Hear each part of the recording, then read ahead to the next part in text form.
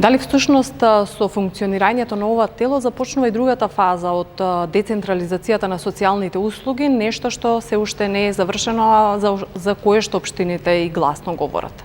Точно, токму ова е всушност фактички постепено спроведување на децентрализацијата во социјалната заштита.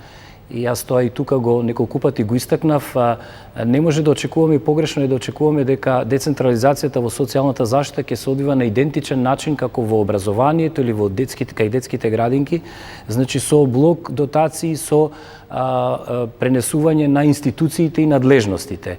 Тука процесот е посложен и децентрализацијата ќе се одвива токму на овој начин со предавање на социјалните услуги.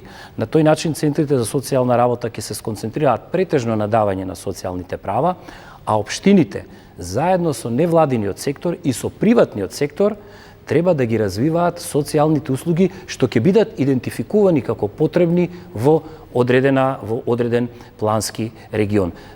При тоа многу важно е да се напомене дека средствата за овие активности ги обезбедува државата повторно од централно ниво.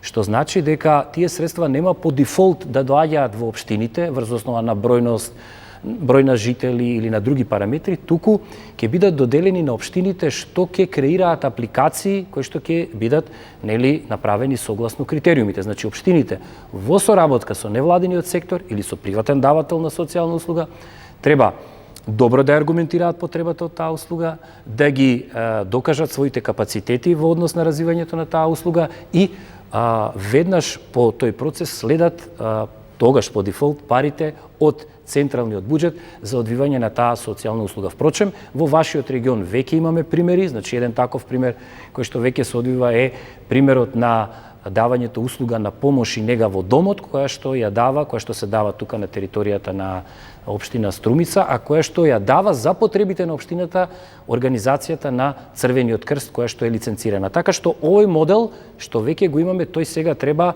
само да се реплицира и што повеќе да се прошири и на што поголем број на различни социјални услуги. Така што децентрализацијата така ќе се одвива. Значи што повеќе апликации подготвуваат општините, што имаме подинамичен невладин сектор кој што е спремен да влезе во тој процес, тоа повеќе пари ќе влече општината од централниот буџет и ќе станува се покапацитетна во давањето на социјални услуги.